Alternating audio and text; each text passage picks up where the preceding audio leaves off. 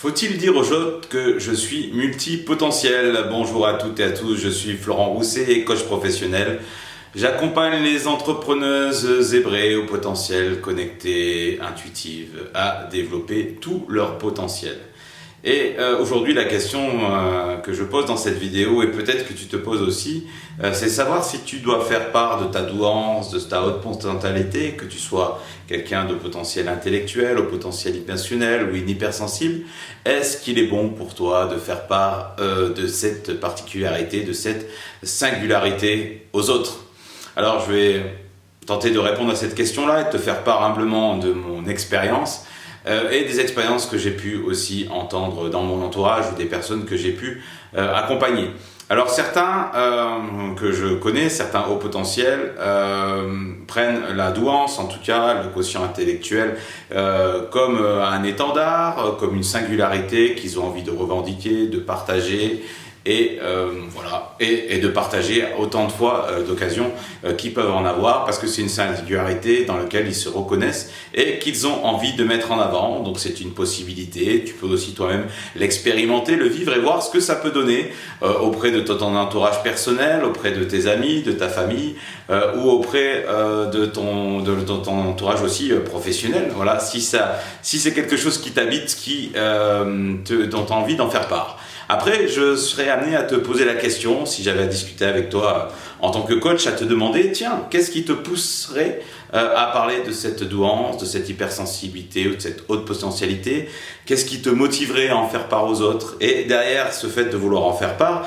quelle est l'intention, quelle est la réaction, le message que tu as envie de faire passer, l'intention que tu veux faire, que tu as à travers le fait de revendiquer ou en tout cas de faire part de cette dimension-là qui te concerne. Voilà, pour avoir un peu de la clarté sur quelle est ton intention. Alors après, il y a des personnes au contraire, dans l'effet inverse, qui ne sont pas, par exemple là je pensais aux gens qui étaient dans des associations comme Mensa, qui aiment bien se retrouver ensemble, qui aiment bien aussi faire reconnaître et que la douance soit reconnue aussi au sein de la société, pour que les hauts potentiels soient plus facilement détectés chez les enfants, pour qu'ils soient peut-être aussi mieux considérés dans l'entreprise, et pour qu'on reconnaisse cette spécificité-là. Et à contrario, je connais des personnes qui, elles,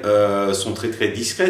sur cette dimension-là et qui ont surtout envie d'être comme tout le monde, d'être considérées comme tout le monde et ne vont faire part de leur douance ou de leur singularité, ça peut être aussi de l'hypersensibilité, qu'à certaines personnes intimes, proches d'elles, dans une sphère très très personnelle. Et lorsqu'ils sont dans une sphère plus large, même parfois familiale, ne vont pas faire part, même si les autres n'ont rien remarqué, ou en tout cas n'ont pas mis des mots sur ces traits, sur ces caractéristiques. Surtout ne pas vouloir en faire part, ne pas vouloir que le regard des autres change et ne pas vouloir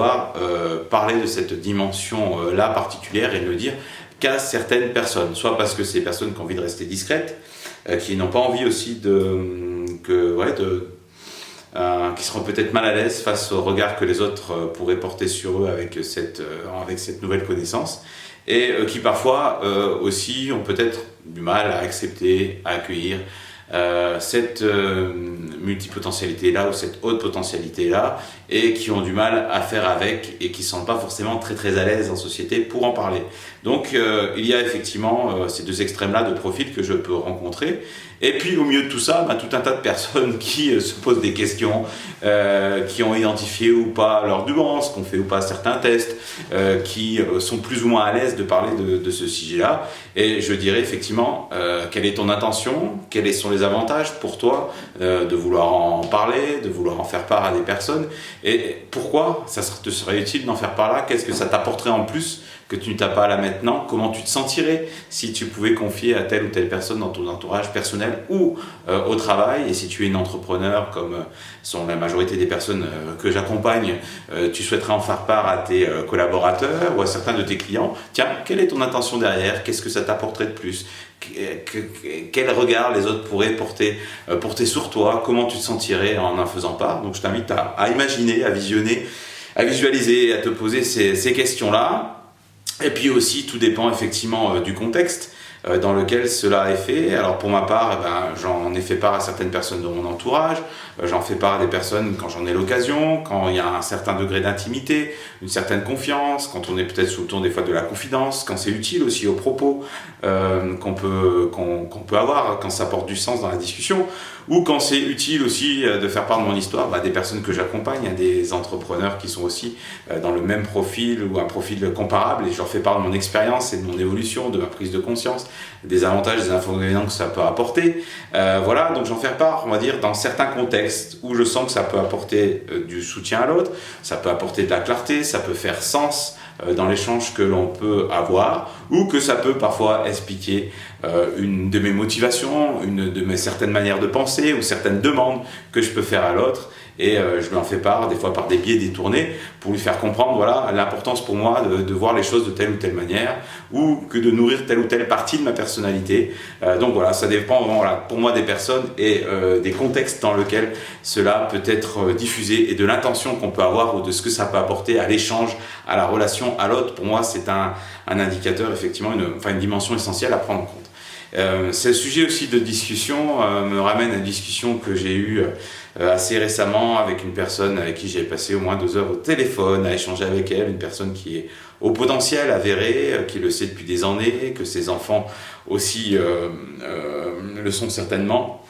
et qui a fait part pour la première fois de sa douance, de sa haute potentialité dans le cadre de l'entreprise, dans le cadre d'une réunion ou d'un ménagement, même d'un coaching d'équipe, que je n'ai pas fait, mais fait par un confrère, et du coup qui a fait part de sa douance, et qui a ressenti le besoin de dire voilà qui je suis, qui a besoin de s'affirmer peut-être aussi dans le groupe, d'expliquer sa différence, d'expliquer les particularités que ça pouvait représenter chez elle, que d'avoir cette caractéristique de haute potentialité, pour que les autres aussi prennent connaissance, peut-être conscience aussi, je pense, de ses besoins, de sa manière de fonctionner, et pouvoir mieux s'intégrer dans l'équipe et pouvoir mieux prendre sa juste place. Voilà. Donc après ça a des échos et des répercussions un peu différentes, parce que forcément le regard des autres vont changer sur toi, et dans ce que m'a dit cette personne-là, le regard des autres aussi ont changé sur elle, et notamment ça n'a pas tant posé de problème avec ses collègues, mais déjà peut-être envenimé de prime abord la relation avec notamment sa hiérarchie, qui du coup s'est sentie un peu décontenancée. Voilà, elle dit peut-être que de toute façon toi tu devrais trouver des solutions, par exemple tu es au potentiel, tu devrais arriver à résoudre ce genre de problème-là, ça devrait être plus facile pour toi. Tout un tas comme ça d'idées préconçues, peut-être aussi un sentiment qu'on peut avoir d'infériorité par rapport à l'autre, ou se remettre en question, ou avoir peur que l'autre, qui soi-disant est plus doué que soi, lui prenne sa place. Enfin, tout un tas d'imaginaires, de fantasmes et de peurs qui peuvent aussi ressurgir, et ça peut perturber la relation à l'autre. Alors je sais que quelques temps après, quelques semaines après, pour échanger avec cette personne-là, un échange, une discussion,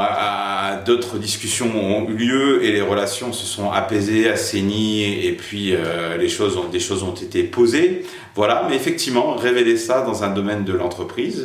c'est une information qui peut avoir des répercussions aussi. Mais si c'est un besoin que vous ressentez, vous avez besoin de dire qui vous êtes, de vous affirmer avec authenticité, de prendre votre place, que vous avez l'occasion, l'opportunité de le faire, et que ça peut donner sens à